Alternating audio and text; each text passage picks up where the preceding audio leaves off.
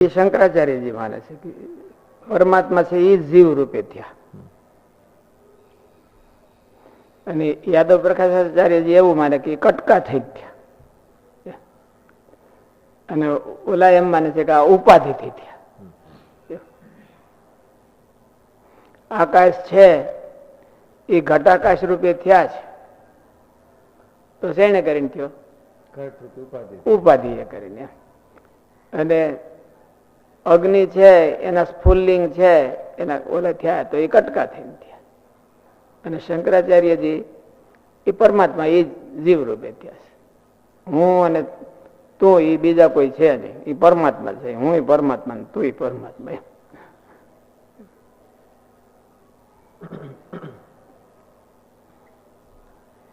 પ્રતિપાદિત વિષય બહુભવન સમજવાની રીત.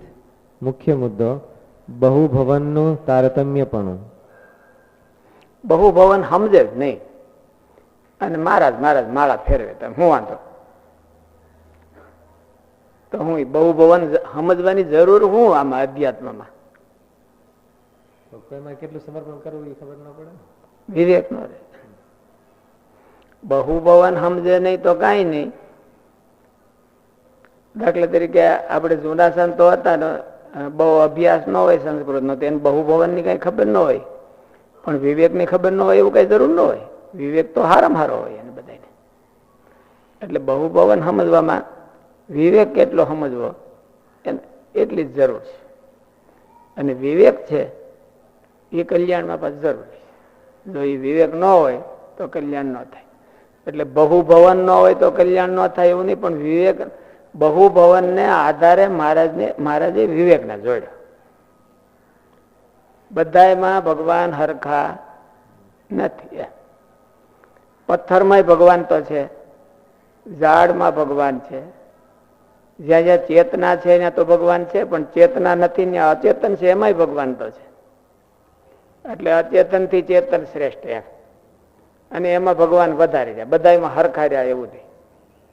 અને વિવેક હોય તો એ કલ્યાણના માર્ગમાં વિવેકની જરૂર છે. બહુભવન તો સમજે કે ન સમજે કદાચ ને. મહારાજે વચનામૃતનો બહુભવનનો પ્રશ્ન લીધો એટલે એ કલ્યાણના માર્ગમાં બહુભવન સમજવાની કેટલી જરૂર? બહુભવન સમજવાની એટલી બધી જરૂર કદાચ ન સમજે તો એ કઈ બહુ ઓલું નહીં. પણ બહુભવન ને આધારે વિવેક રહ્યો છે, મહારાજે એને જોડ્યો. શંકરાચાર્યજીએ બહુભવન ને આધારે વિવેક ને જોડ્યો નહીં. એક હરખું બધા હરખા ભગવાન.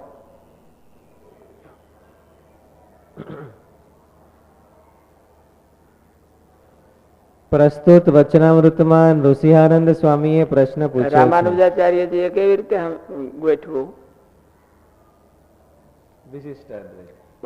એટલે શરીર શરીરી ભાવે. શરીર છે એટલે જીવાત્મા છે, એની જેટલી શક્તિ એટલા અંતર્યામી માર્યા હોય. શરીરની જેટલી શક્તિ એટલા અંતર્યામી માર્યા. મહારાજ એમ કીધું ને, અક્ષર છે એ જયારે એનું શરીર હોય ત્યારે ભગવાન કેટલા માર્યા? અક્ષર છે અને મૂળ પ્રકૃતિ પુરુષ છે. તો મૂળ પ્રકૃતિ પુરુષ ને અક્ષરમાં કેટલો ડિફરન્સ? એ બે તત્વોમાં તો એટલું ભગવાને એમાં અધિક ન્યૂન રહ્યા એમ. જેટલી એને શરીરની સામર્થ્ય એટલા ભગવાને માર્યા. કીડીના દેહ હાથીના દેહમાં, કીડીના દેહમાં હોય ને હાથીના દેહમાં હોય તો બેની શક્તિ થોડી હરખી હોય. બેની શક્તિ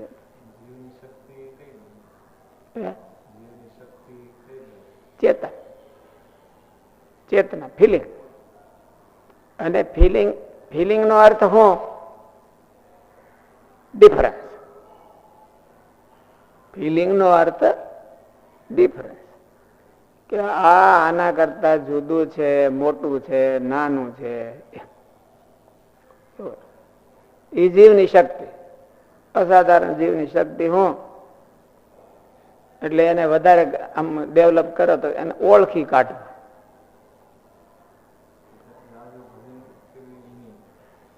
જાજુ ભજન તો ઓળખ્યા પછી કરે. ઓળખીને ભજન કરવું એ જીવની શક્તિ. ભજન કરવું એ તો મનુષ્યમાં એમ કે બોલું કહેવાય. એમ જીવ કયો અત્યારે તો મનુષ્ય એકલા જ છે એવું ન કહેવાય ને. જીવ કયો ત્યારે તો એમાં ન કહેવાય. તો ઝાડવા શું ભજન કરીએ કે માણસોમાં જ આજુ ભજન કરે અને ભગવાનને જેટલી વધારે ઉપાસના કરે એ વધારે. એ તો માણસોમાંથી.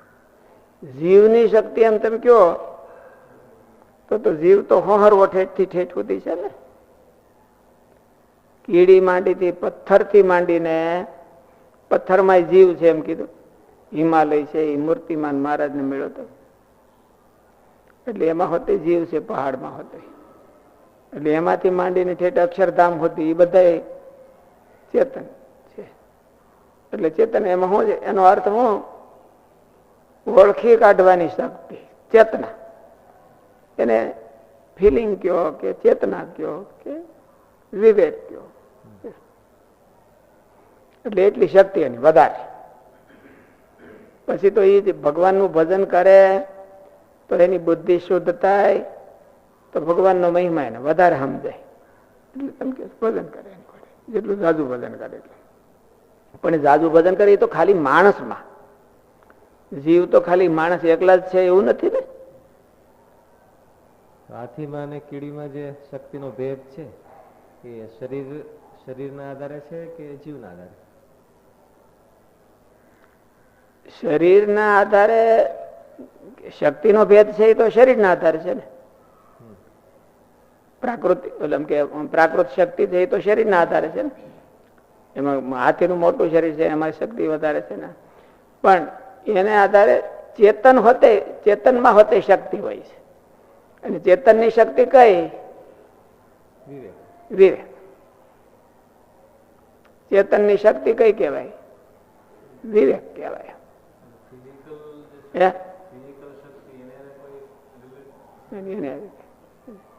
પણ ફિઝિકલ શક્તિ ભગવાને દેહ આપ્યો હોય. કીડીને કઈ વિવેક ને હાથીને વિવેક બે હરખો છે? એટલે શક્તિના આધારે વિવેક હોતે આપ્યો હોય. શક્તિને આધારે કીડીમાં ચેતના છે. એ કીડીને મારી એટલે એટલા માટે પ્રાયશ્ચિત ભેદ હોતે એટલા માટે કીધું. કીડીને મારી નાખે ને હાથીને મારી નાખે બેન હરખું પાપ થાય. શેને આધારે? ફિઝિકલ માટે નહીં, ચેતનાના આધારે. હાથીમાં ચેતના વધારે. હાથી માણસ જેટલું સમજે. એને પઢાવી શકાય છે ને કીડીને થોડી પઢાવી શકાય.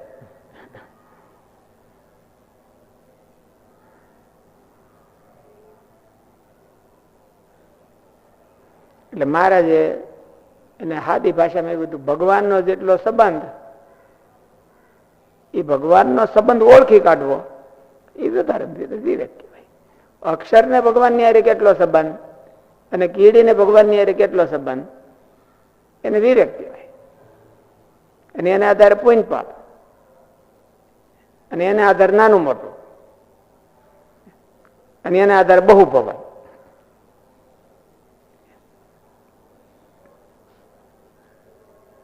પ્રસ્તુત વચનામૃતમાં ઋષિયાનંદ સ્વામીએ પ્રશ્ન પૂછ્યો છે. એકોહમ બહુશ્યામ પ્રજાયેય. ભગવાન એક હતા તે સૃષ્ટિ સમયે બહુરૂપે થયા. તે અર્થ કેવી રીતે સમજવો? આપણે ભગવાનને સાકાર માનીએ છીએ માટે બીજા પંડિતો અર્થ કરે છે તેમ માની શકાતું નથી તો કેમ સમજવું? અહીં એકોહમ બહુશ્યામ પ્રજાયેય આ બહુભવન શ્રુતિમાં ખરેખર તો બે પ્રશ્નો થઈ શકે છે કે ભગવાનને બહુભવનની શી જરૂર પડી અને કયા પ્રકારે બહુભવન? તો પ્રથમ પ્રશ્નનો વિષય આ વચનામૃતમાં લેવામાં આવ્યો નથી. તેનો ઉત્તર શ્રુતિએ આપ્યો છે કે સહ એકાકી ન રમતે, એટલા માટે બહુભવન સંકલ્પ કરે છે. અને બહુભવન કેવી રીતે એ મુખ્ય પ્રશ્ન આ વચનામૃતનો છે. તો તેના ઉત્તરમાં મહારાજ સ્પષ્ટ કહે છે કે બીજી શ્રુતિઓના બળથી અને અવિરોધથી પરમાત્માનું અંશતઃ એકોહમ બહુશ્યામ પ્રજા એમાં કઈ વધારે સ્પષ્ટતા કરી નથી. પણ એની સ્પષ્ટતા બીજી શ્રુતિઓમાં કરી હોય, એટલે એને આધારે બધી શ્રુતિઓને સમન્વયા તત્વ સમન્વયાત, બધી શ્રુતિઓનો સમન્વય કરીને એનો અર્થ આવો થાય. તો તેના ઉત્તરમાં મહારાજ સ્પષ્ટ કહે છે કે બીજી શ્રુતિઓના બળથી અને અવિરોધથી પરમાત્માનું અંશતઃ અથવા તો ભાગ રૂપે તો બહુભવન શક્ય નથી, કારણ કે પરમાત્મા નિરંશ અને અચ્યુત છે. તો પછી શ્રુતિનો અર્થ કેમ ઘટાડવો? તો શ્રીજી મહારાજ કહે છે કે અંતર્યામી શક્તિથી અનેક રૂપે થયા છે, તે પણ તારતમ્યતાથી તે શક્તિ રહી છે, મોટામાં મોટી અને નાનામાં નાની.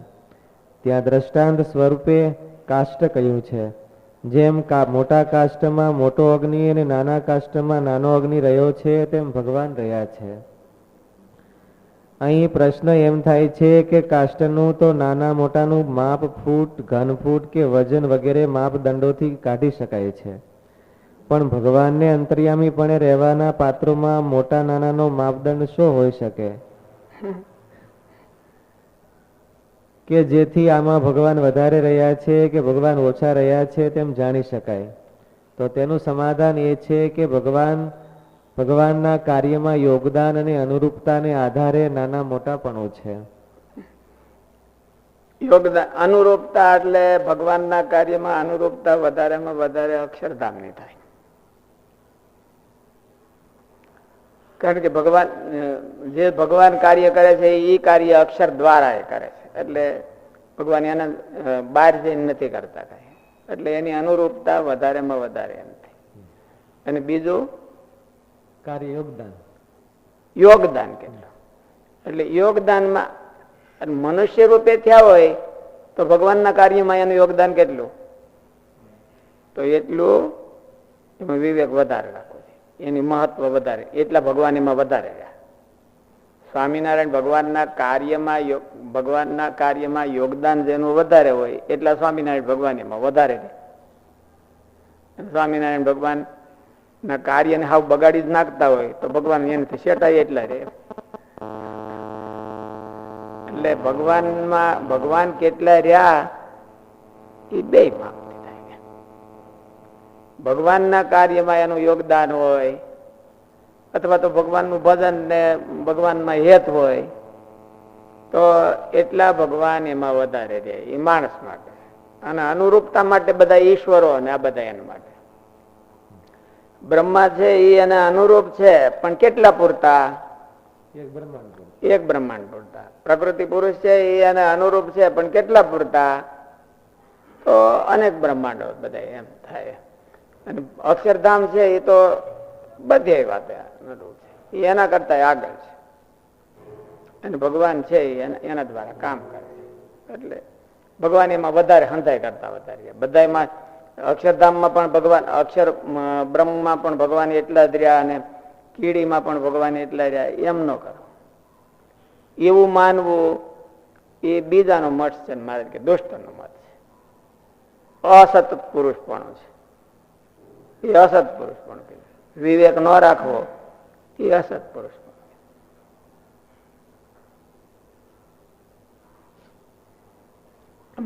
વ્યક્તિ આપણને તો ભૂતતું નથી કે ભાઈ વિશ્વ મંગલ સ્વામીમાં મહારાજ કેટલા રહ્યા છે અને ભાઈ ધ્યેય સ્વામીમાં મહારાજ કેટલા છે, કે હું સમજવું? બસ એનું ભજન કેટલું કરે છે, એના જીવથી ભગવાનમાં કેટલા જોડાણા છે, અને એનો કાર્યમાં યોગદાન, ખરેખર તો એના કાર્યમાં યોગદાન હોય. ગોપાળાન સ્વામી ની બધા હોય તો એનું કાર્યમાં, મહારાજના કાર્યમાં એનું યોગદાન હતું એટલા એ મોટા ગણાણા.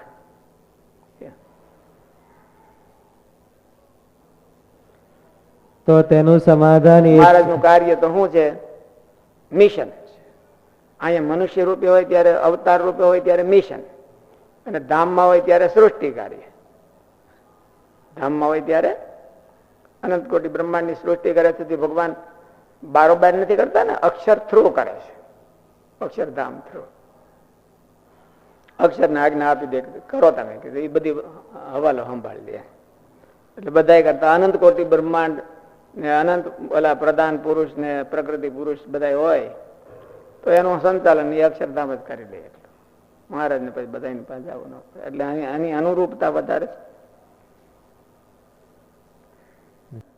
આવું હતી. ત્યારે રાજા શોભે ને રાણીએ શોભે. હવે રાજા હોય ને ઓલી વાઘરાણી હોય તો પછી બે અનુરૂપ ન કહેવાય.